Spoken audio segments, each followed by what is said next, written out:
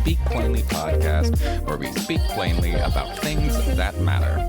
I'm your host, Owl Medicine, and welcome to 2023. We made it another year, y'all.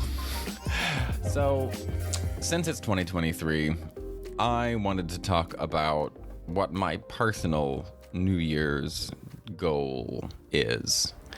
I guess goals. There's really one big goal, and then the other goal is to not have as many goals. So, my goal this year is based around, I'm calling it compassionate accountability, because I have been really good at like one or the other. I think when I was a small child, I was told that I was extremely compassionate, just super open-hearted and tender-hearted and very sensitive. And then I wasn't because life got to me, right? And then I became obsessed with accountability. I had my own issues from trauma and whatnot that caused me to act and respond in powerful ways that sometimes got me in trouble. And joining the military at 18 years old really put accountability like dead center in my life. And I love that I have both compassion and accountability, and that I'm very good at both. But the tail end of this year, there has been a couple of instances where I could have done better. And the way I could have done better would be to be compassionate and help hold people accountable when they're asking for it, of course, at the same time. Because one of the things that I have done that's caused some problems is I'm really good at being compassionate, followed by accountability. And I think I move from one space to the other much faster than most people. I move from compassion to accountability at the drop of a hat. Super easy for me. And I don't think it's as easy for most other people. So when they're coming to me, when we're just talking, I wind up in either a compassionate space or an accountability space. I wind up in a compassion mindset or a accountability mindset.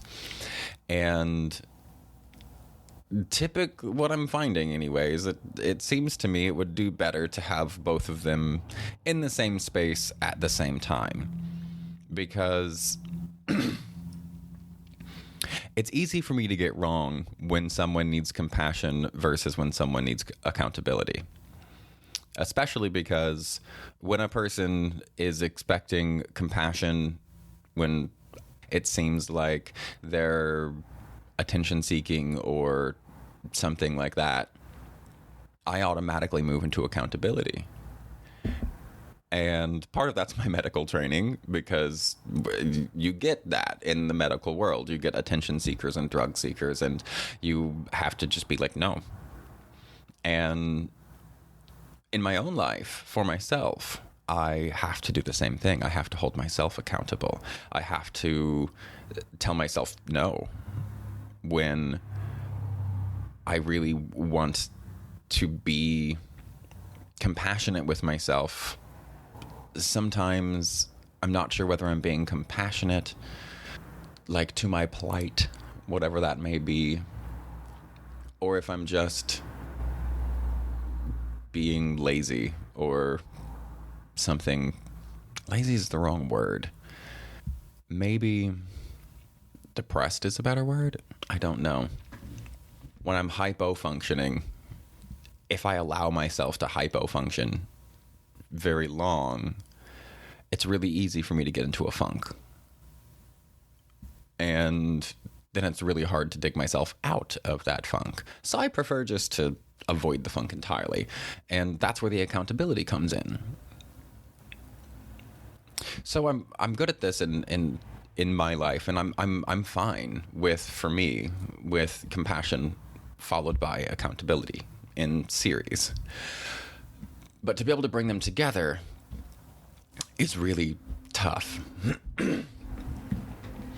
Part of the reason it's really tough is because I've never seen this really modeled. It's a goal that I have, but I've never really seen it modeled in my life. My family is the same way as far as... My family is much the same way as far as you're either in a compassionate space or most likely 80% of the time you're in accountability space. And with my background in the military, like I said, the accountability I got really good at, especially in the Honor Guard. My first 4 years in the Air Force, I was in the United States Air Force Honor Guard, and our job was to be perfect. Literally, we were the ceremonial guardsmen. Anytime that you saw people on television, saw people in military uniforms holding flags or rifles, standing next to the president, that was me. That was our job.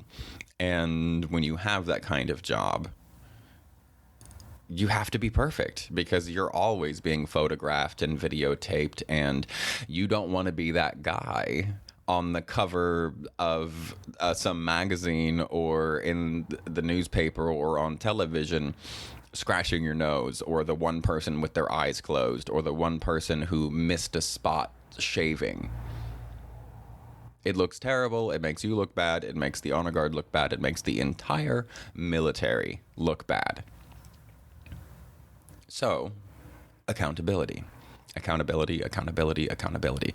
I got written up one time for having dry skin on my face.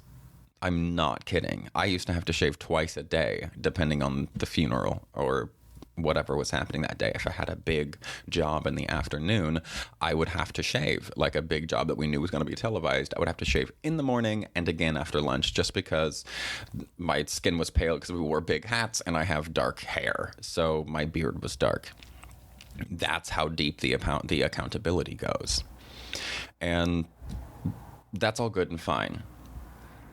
What really fostered my compassion was acupuncture. Getting into acupuncture and then going to acupuncture school, meeting those people there, hearing about the philosophy, living the philosophy. You have to be incredibly compassionate. If you can't bring yourself to understand that anything that anyone on the face of the planet has done, you would also do, you're not going to be a good acupuncturist. Not in my book. At least not as good as you could be. That was told to me, like that philosophy was told to me by a teacher of 5-element acupuncture, which is a form of acupuncture that's really focused on psycho-emotional presentations and dealing with all of our problems, both physiological, emotional, and a very energetic and psycho-spiritual bent to it. And it's marvelous and it's extremely powerful. But when he told me that, it really wow. Because he said, if you were born to different parents, if you had experienced what they experienced, you might beat your own kid. You might kill someone. You might rape someone. If those things had happened to you, and you can't in your heart find compassion for your patient, no matter what it is that they've done, you won't be able to help them. So in a way, a limit for me as a healer and a clinician is my compassion. One of the things that is a hard stop is my compassion. Once I choose or feel or believe that something is not worthy of compassion, I can no longer help it. And that's frustrating because compassion doesn't fix things. It makes us feel better, but it doesn't fix behaviors. And making us feel better is a big part of fixing something, but it's only a part. It's necessary, but insufficient. So it seems to me in my life now, after being hardened in the military and then softening up through acupuncture school and then doing my world traveling and running clinics and doing all the things that I do, I've had to swing over more toward accountability for myself, and it's something that is natural in me, and I'm very happy, because accountability for myself and for others is also boundaries. Holding other people accountable for when they cross my boundaries and being like, you crossed a boundary, I'm not dealing with this, bye-bye. Or, I'm not dealing with this, we're going to have a conversation. That's accountability. And that is necessary. So there's compassion and there's accountability. The accountability in me, I'm really good at both, but the accountability in me comes highly from my family of origin and my experiences in the military, burying people for a living, and then being in medicine, in Western medicine. And then the compassion didn't enter at all until after I was homeless and joined acupuncture school. And there I developed my compassion again, which didn't take nearly as long, I think, as developing a hardcore, accountability, because the compassion is innate, I think, in me as a sensitive person, but in all humans. Compassion and empathy are the hallmark of the human species, according to Darwin, which makes sense because we're the most social species in the world. So compassion and empathy are functional for such highly social creatures. But there's a problem with one or the other. And it's not a big problem, but it is one that I want to do better. I want to be better. And so I'm looking to try to bring these two kind of polar opposites towards each other. I want to integrate them. I want to hold both simultaneously and balance them. Because what I've noticed is I do one or the other. I do compassion and then I do accountability. And if I'm not mindful enough of the situation, I will try to hold people accountable when they need compassion. I don't think I'm compassionate when people need accountability. I just don't think that that's me anymore. But I definitely try to hold people accountable when they need compassion or they don't need to be held accountable. So I think by focusing this year on bringing the two together, I can solve some of my own frustrations with myself. There's been a series of stresses in my relationships, and I've told you guys about it. There's always stress in relationships. I'm not alone in this, I'm sure. But there's been some stresses in the relationships where things I could have done better. And what's really cool is I know that I'm on my way to integrating these two things because my turnaround is faster. And what I mean by that is when I do over accountability myself or someone else and I get really hard, because that's in a big way, in an umbrella, abstract kind of big way. That's what we're talking about is softness and hardness. Accountability is hardened. We have to sturdy ourselves. We have to brace ourselves. And compassion we have to soften into. And so I'm working on moving from hard to soft faster. And I'm doing a pretty good job, I think. So there's been a couple of instances that each time it went from a couple of weeks to a couple of days to a single night to yesterday. My neighbor came over and knocked on my door. I have a giant old van, and it's from 1990. So it's old, and it takes a minute for it to warm up. And my neighbor came over to complain about the smog getting into his apartment, the exhaust getting into his apartment. And this is a conversation that we've had before. And I try to do my best to not, I don't let it run too long, but I have to let it warm up or it literally doesn't go into gear. having had this conversation before, I have been mindful of this, and I have tried to not let it warm up too long and drive out a little bit early. And doing that has caused me to injure my transmission.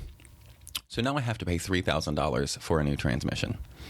And when this guy came over and was kind of aggressive about it, I was just done.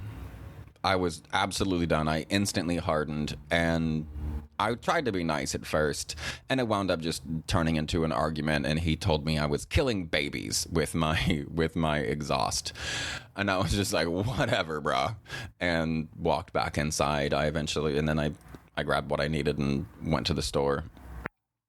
And I was really upset about this. And what I realized is I wasn't upset at him. I wasn't upset at him being a dick or about the situation even. What I was upset about is that I was a dick. Other people are allowed to be a dick. Like, you don't get to be a dick to me for free. But in my world, other people can do that. I can too. I mean, I did. I was a dick, and that's fine. But I can make it better. I can fix it. And so that's what I decided to do. The moment I decided that I was going to go to my neighbor's door, knock on his door, and apologize for being a dick, that I felt better. I instantly felt much, much better. And I didn't want to do it, but I did it anyway. As soon as I got home, it had been about 2 hours since our little scuffle, and when I went and knocked on his door and I just said, hey, man, I want to apologize for being such a dick earlier. And he came out, he stepped out and shook my hand and was like, I really appreciate you coming to my door. I was feeling really bad too. I was a dick. And we talked it out for a second, and it was great. We're like, we both live in these crappy apartments. I'm doing what I can to not let it be an issue. And I was like, yeah, and I'm doing what I can to prevent it from trying to go in your house and that. I'm not trying to make your life harder or kill your baby or anything like that. And it was great. We had a great turnaround. And in that moment of the scuffle, originally, having a little more compassion with that accountability, because I needed both that softness and that hardness. I needed the hardness to not let him just be like, you're being a dick, and blame me for all this stuff when I've done the best that I can. I really have. And when he asked for more, essentially, I wasn't having it. I needed to harden up because I wanted to not overextend myself. I wanted to not give more than I needed to give. Including attitude. But I gave the attitude. And then I apologized for it. And I think that's how we combine two opposite energies. That softness of compassion and the hardness of accountability. I think that's how we begin to combine them, is we bounce back and forth from one to the other, and we try to make each revolution a little faster. Because really, they're like two friends in a friend group that just don't get along very well. They think that they have nothing in common, but everybody else in the group knows that they have a little bit more in common, or maybe a lot more in common than they would like to admit. But the way that they go about things is absolutely polar opposite. And that's the reason they get on each other's nerves. In me, I can honestly say that compassion and accountability have for a long time gotten on each other's nerves within me. My compassionate side and my accountability side have gotten on each other's nerves. And there's something interesting about this opposition of how do we bring these two friends together? How do we get two people who are totally opposite to start to see that maybe they're not so opposite? And if this was a movie, the answer would be a crisis. And since all movies are based on the human experience, I'm going to say that it's going to be a crisis, except we'll down-regulate that a little bit from a crisis to an event, a friction event, an uncomfortable event. It doesn't need to be an actual crisis, but it can be an uncomfortable event. And that's what that that conversation with my neighbor was, that argument with my neighbor was yesterday. That was an uncomfortable event. In a movie, the two people who don't get along and that are out on a spaceship somewhere, it's not until they get invaded by aliens and have to work closely together that they wind up realizing the other's pretty cool. And that's what I'm going to be working on in 2023, is bringing those two friends who think they really aren't friends closer together, making them work together in single events, in single, like, uncomfortable events. And I think that's pretty good. Another piece to this that I find interesting is these oppositions. When I think about oppositions, because of astrology, I think about them geometrically. I think about a natal chart and oppositions in a natal chart and the line going from one to the other, back and forth. And the thing about oppositions in astrology is they always manifest full development of both parties. So if you have something in Virgo and something in Pisces, those are opposite on the natal wheel. The connection that they have as an opposition, no matter what those planets are, if they're in opposition, when you're young especially, you'll bounce back and forth and back and forth and back and forth from one to the other, from one to the other. And as we grow and age and get older and wiser, we maybe don't have to go as far on that pendulum swing in the opposition. We get a little better at not having to be so extreme in one versus the other. We can be accountable while holding some compassion for the people as well. And it's like, and obviously, right? Like, obviously, there's room for accountability and compassion in the same space. Yeah, but that's fucking theoretically. You try to do it. You try to hold accountability and compassion in the same space. That's why parenting is so freaking impossible, is because that's what you have to do. You have to be both compassionate to your children's plight, whatever that may be, whether it's hunger or frustration or their second grade girlfriend dumped them. Like, you have to find both compassion and accountability, and that's so difficult. And I think that's a huge part of why parenting is so difficult. Like I said, we don't have models for it. Maybe you do. Oh, God, I hope you do. I really hope you do. Do you have someone in your life who is really good at being compassionate and holding accountability at the same place and time? Because I don't. I have one or the other. And I have people in my life who can do both, but not in the same space. Not usually. The last thing I want to kind of bring up about this is not a complete thought. This is something that came across my mind a few days ago or last week. And I think about this geometrically as well. And I think that's why it came up in this thought process for me. We're talking about oppositions here, right? We're talking about hardness and softness, compassion and accountability.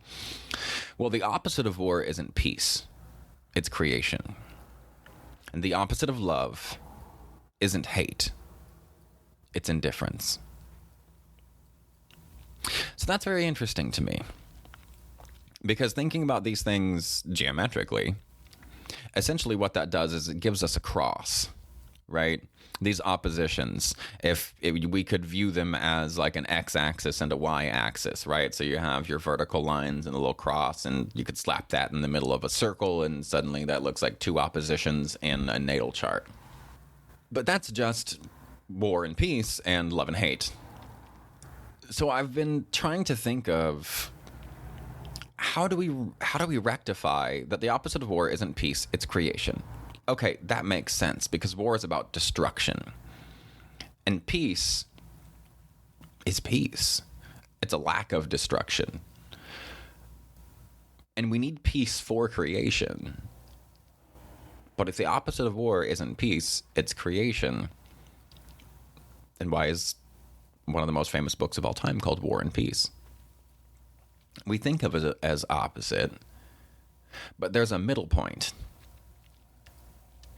And the same is true for love and hate, right? We think that they're opposite, but hate is impossible without love. You can't hate someone or something that either you haven't loved or that hasn't affected something that you love. If you hate something, it's because they injured someone that you love, or because you used to love them and now that love is gone or changed and you hate it. And we know that the worst possible thing that you can do to a child or fermenting rice is indifference. There was that guy who did the water and rice studies where he said nice things to rice, he yelled and screamed at rice, or he totally ignored it. And totally ignoring it was far worse. It molded all crazy. And people are the same. So I've been thinking about these oppositions, and it almost seems like a solution, right? Like the opposite of war isn't peace, it's creation. And creation feels like a solution because when I think of war, it's very yang. It's movement oriented. And peace is stillness. And that makes me think of yin, stillness and contraction. So if we have yang and yin, what's the middle bit? It's really the Tao, right?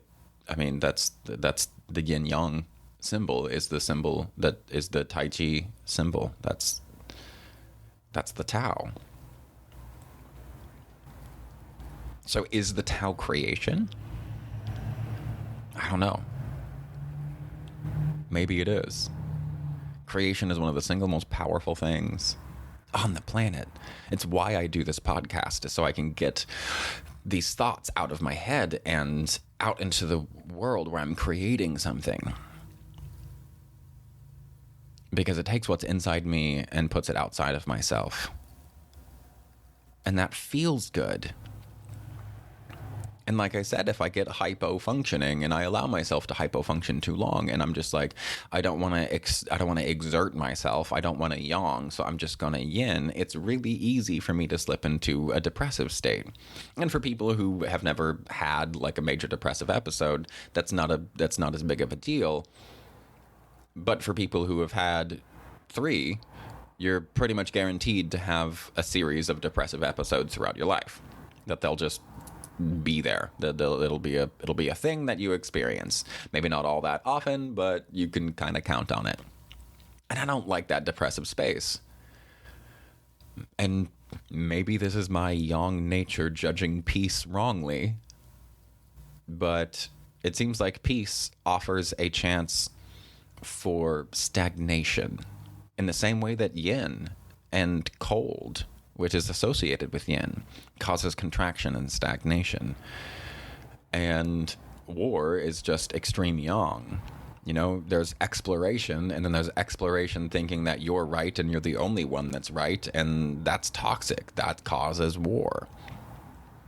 And that's heat in the body. That's what in Chinese medicine would be referred to as heat.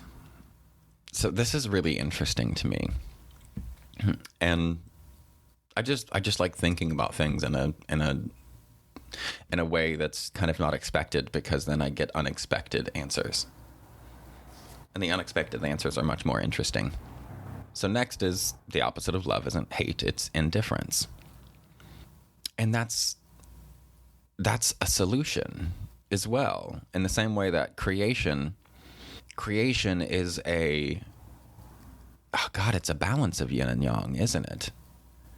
It must be. Because you have to have peace. You have to have safety in order to be able to be in that creative space and create anything.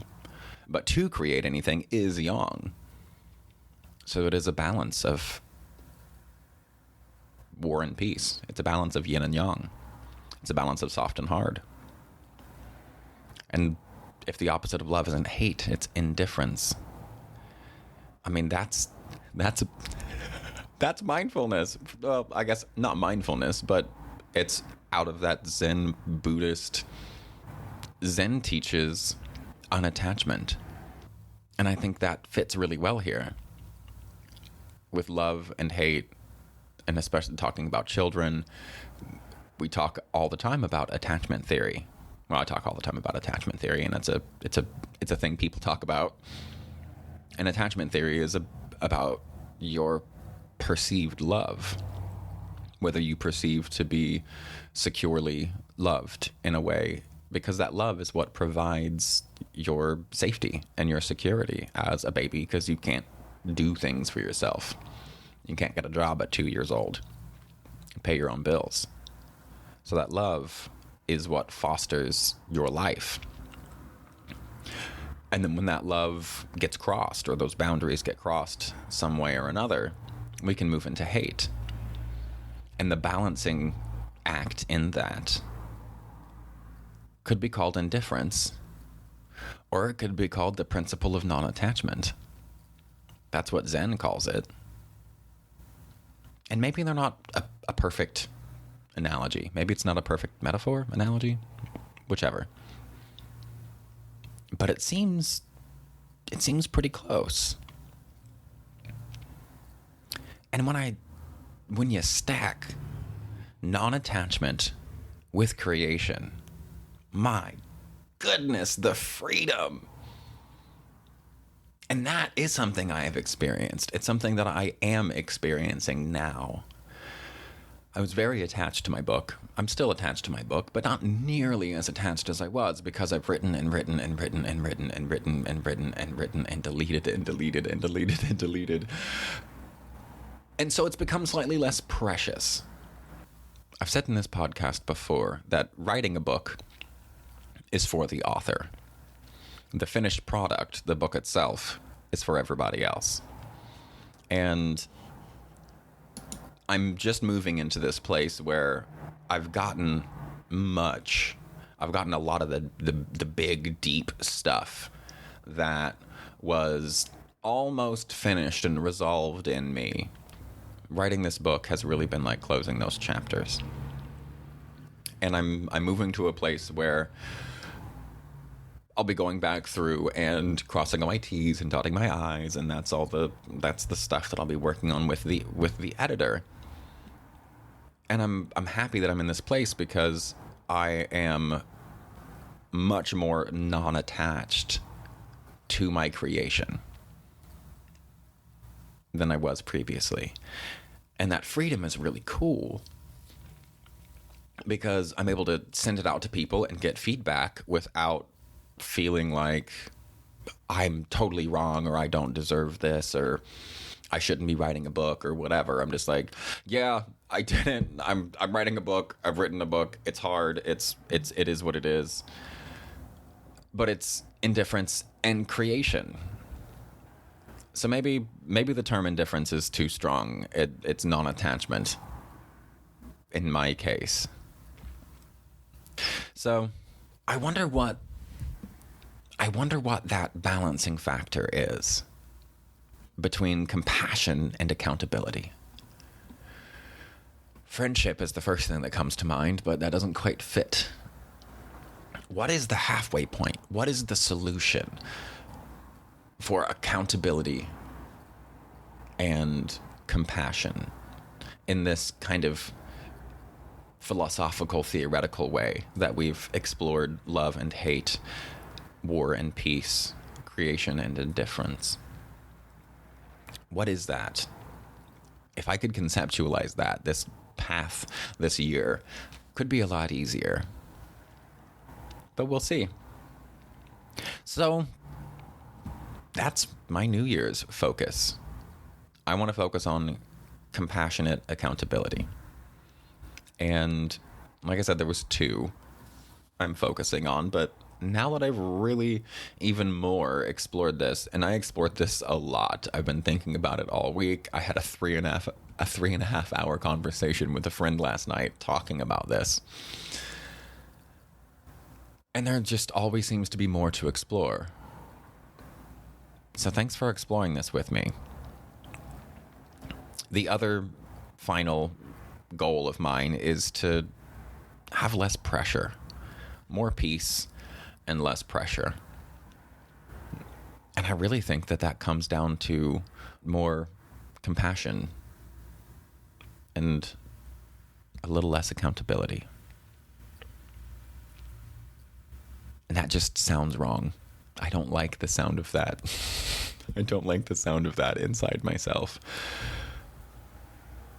And I think that might be left over from these childhood beliefs that I am unreliable, inconsistent, things that I have been. So when I think about not being accountable, that doesn't sit very well with me. So I'm going to have to come up with a new way to phrase that, because language matters. Language matters a lot.